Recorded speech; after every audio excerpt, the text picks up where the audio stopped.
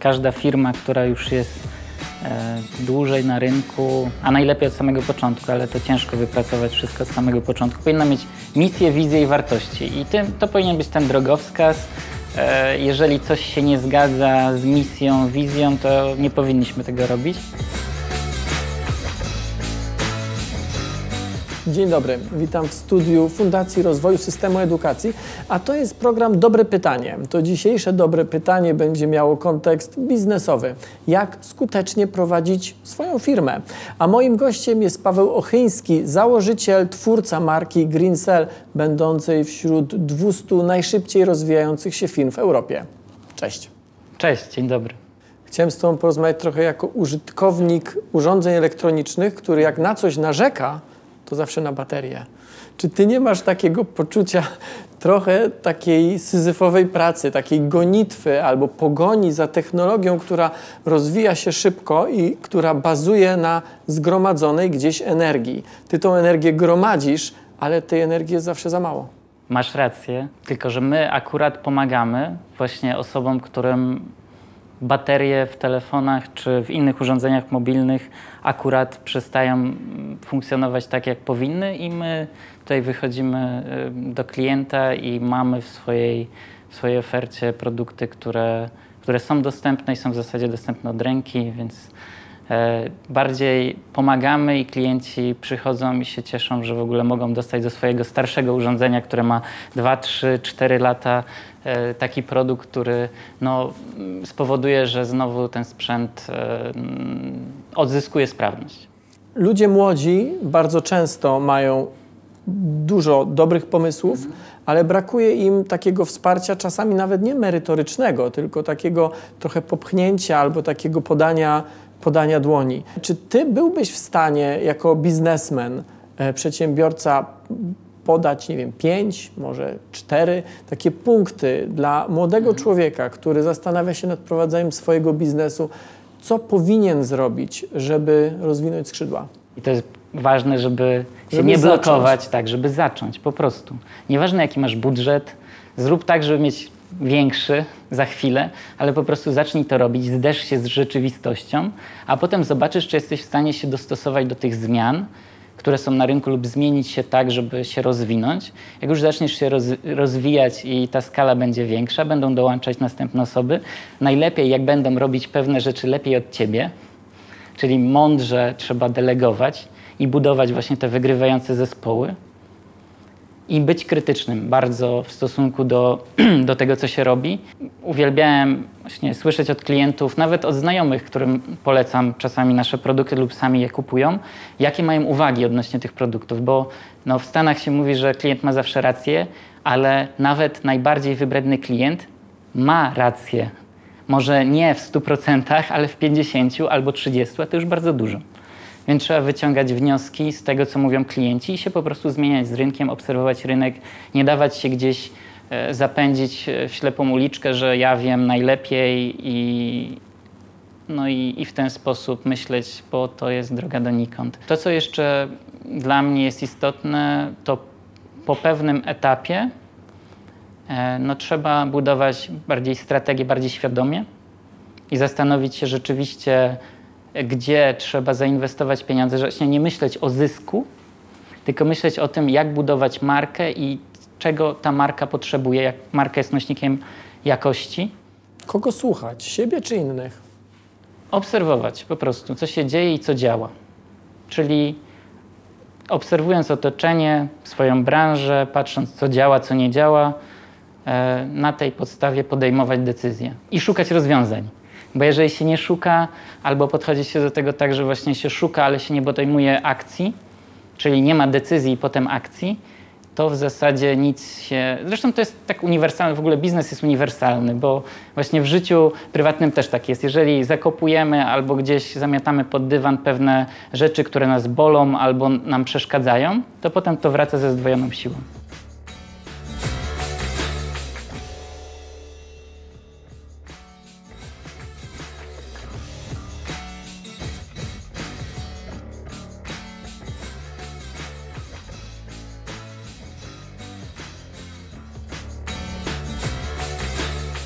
Mając jakiś pomysł, lepiej oszczędzać na niego, pracować do momentu, w którym będziemy go mogli zrealizować, czy lepiej poszukać zewnętrznego finansowania albo w ogóle inwestora, dzięki któremu będziemy mogli go zrealizować szybciej, wcześniej?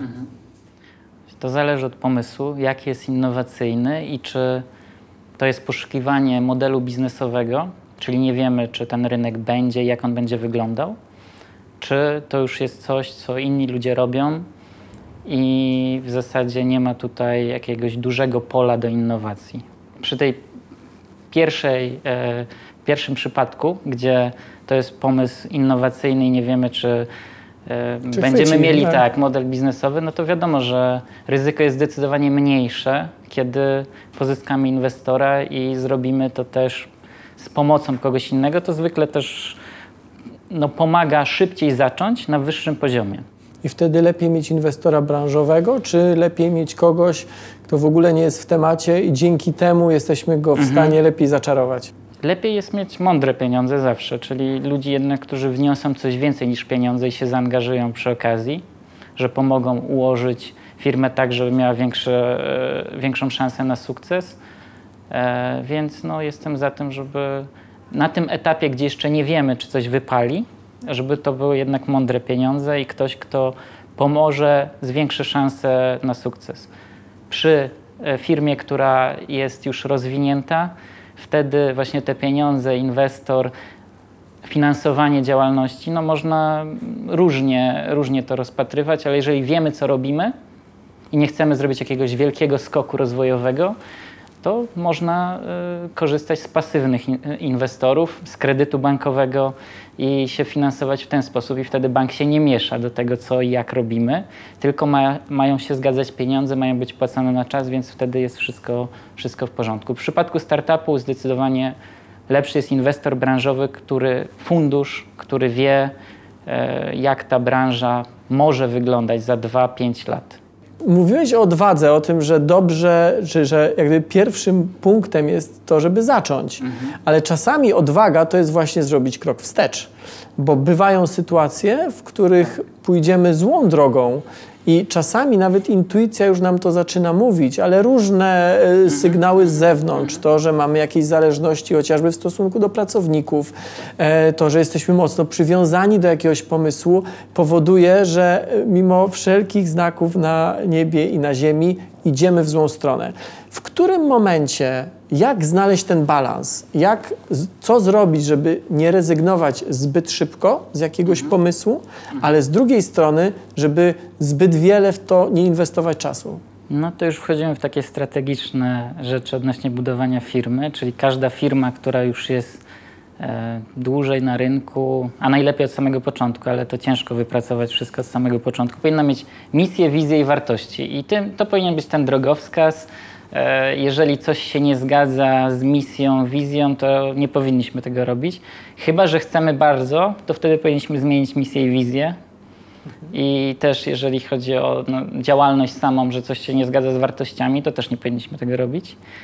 A jeżeli już te projekty się zgadzają z misją, wizją i wartościami, to sobie to budżetujemy i robimy to tak, żeby nas nie zabiło. Czyli ograniczamy i wtedy robimy te punkty kontrolne, wtedy sprawdzamy, czy coś ma sens, czy nie.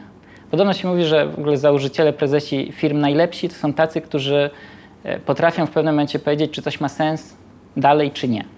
Czyli, że czują, czy to jest dobra droga, czy to się wszystko kolokwialnie spina i czy powinniśmy dalej w to brnąć, czy nie.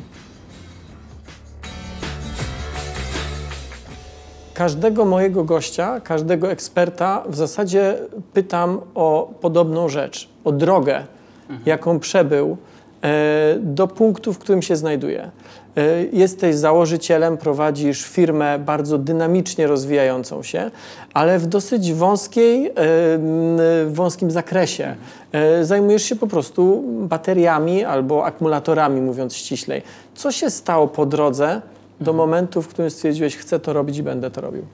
Ta historia zaczęła się od momentu, jak byłem na studiach i zacząłem w wakacje pracować w takiej sieci, która już nie istnieje, więc mogę zdradzić nazwę. Wobis to podobna sieć do takich no, mniejszych sklepów z elektroniką.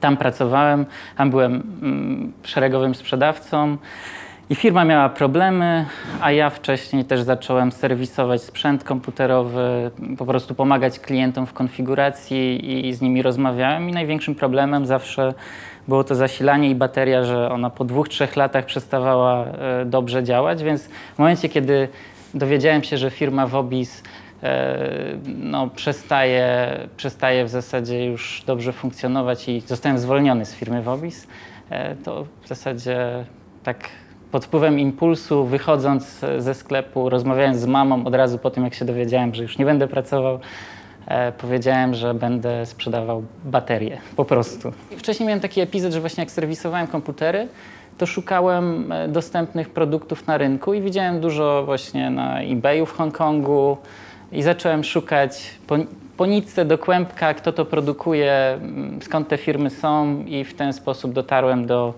dostawców tych produktów i wiadomo, tutaj już w tamtej firmie byłem na kontrakcie, więc miałem działalność, nie zamykałem działalności, po prostu zacząłem sprzedawać w internecie tego typu produkty. A jeszcze wcześniej zrezygnowałem ze studiów, bo zrezygnowałem, jak mi się bardzo podobało w tej firmie, w której pracowałem i się okazało, w ogóle nie byłem też świadomy, jak to będzie wyglądać dalej na studiach. Ja się dowiedziałem, że praktyki będą po 8 godzin gdzieś, akurat przez to, że mój tata był lekarzem weterynarii, ja też trafiłem na taką uczelnię, ale kompletnie nieświadomy, po prostu chciałem się wyrwać z domu. Kompletnie nieświadomy, z czym to się wiąże. Jak na 4. roku, już byłem jedną nogą na 4. roku i dowiedziałem się, że to 8 godzin będzie jakieś kliniki, już praca, taka przygotowanie do tej pracy, to powiedziałem, że już nie będę pracował, że tutaj mam tą opcję, znaczy nie będę już studiował, że mam tą opcję z pracą. Pracy. Tak, więc zacząłem tam pracować i pracowałem 2,5 roku. 2,5 roku w tej firmie.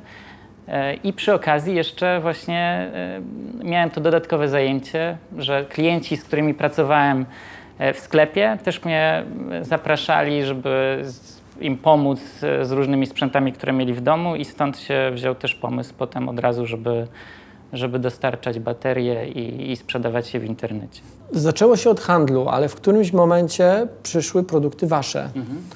Ty pamiętasz ten moment, w którym stwierdziłeś, że już nie chcesz tylko i wyłącznie sprzedawać? Ja zacząłem w 2010 roku w połowie, wtedy co był ten na Islandii wybuch tego wulkanu. Pamiętam, że były bardzo duże problemy właśnie z transportem lotniczym i duże opóźnienia. I mniej więcej tak 3 lata potrwało, zanim doszedłem do wniosku, że trzeba robić coś więcej, że sam portal aukcyjny i zależenie od jednej dużej platformy nie ma na dłuższą metę sensu, więc zacząłem inwestować w sklep internetowy i dodatkowo pomyślałem sobie tak, że no super, że jest sklep internetowy, tylko że to też jest wszystko takie wtórne i sklep internetowy też w długim okresie nie stanowi wartości, więc trzeba mieć produkty pod swoją marką. Czy w twojej wizji rozwoju twojej firmy jest gdzieś meta? Czy ty widzisz po horyzont? No mety nie ma, ale zawsze firma powinna mieć ten, właśnie w Stanach się mówi to big, hairy, audacious goal, czyli taki naprawdę takie marzenie, do którego się dąży. Ja wiem, że teraz była premiera polskiego samochodu elektrycznego, ale dla nas też to jest taki cel, jeżeli wszystko się będzie rozwijać zgodnie z planem za 10-15 lat. Też nam się tego typu rzeczy marzą, że to jest no, zaawansowanie technologiczne na wysokim poziomie. Fundacja Rozwoju Systemu Edukacji od ponad 25 lat zmienia oblicze polskiej edukacji. Jest jedyną w Polsce instytucją z tak ogromnym doświadczeniem w zarządzaniu międzynarodowymi programami edukacyjnymi. Fundacja pełni rolę Narodowej Agencji Programu Erasmus+ i Europejskiego Korpusu Solidarności. Czy w firmie chodzi o to, żeby zarabiała pieniądze, czy jest też miejsce na jakąś działalność społeczną, nawet taką, która no, nie wiąże się bezpośrednio z główną tą taką linią działalności firmy? To też jest ślepa uliczka, jak ktoś myśli w firmie, że trzeba zarabiać pieniądze. I kropka. Tak, bo to no, nie ma w tym sensu i Też dołączają wtedy osoby, które nie mają odpowiednich wartości i zwykle się to źle kończy. Podchodzę do tego tak, że jest miejsce na to, żeby też się interesować tym, co się dzieje wokoło. Jeżeli jest opcja, to pomóc. Zwykle w przypadku firmy to niedużo kosztuje, a dla tych ludzi to jest pomoc, której najprawdopodobniej by nie mieli albo by mieli w zdecydowanie mniejszym zakresie. Interesuję się też sportem, bo też według mnie te wartości, które są w sporcie, przekładają się na biznes, więc takie małe inicjatywy sportowe staram się wspierać. Mój tata dużo wspierał sport, był prezesem małego klubu piłkarskiego, był też tenisistą stołowym, stąd też założyliśmy fundację, która wspiera tego typu inicjatywy. Na razie to jest turniej tenisa stołowego, że przekazujemy taki sprzęt sportowy do szkół i w ten sposób staramy się wspierać. Chociaż jak się zdarzają jakieś mniejsze inicjatywy, to też mniejsze, takie powiązane z misją fundacji, też staramy się je wspierać. I to było to dobre pytanie, jak skutecznie prowadzić swoją firmę, ale jak zawsze jedno dobre pytanie na początku powoduje zadawanie kilkunastu innych. Jeśli macie swoje dobre pytania, napiszcie je koniecznie w komentarzu. Proszę też o subskrypcję i o udostępnianie tego materiału.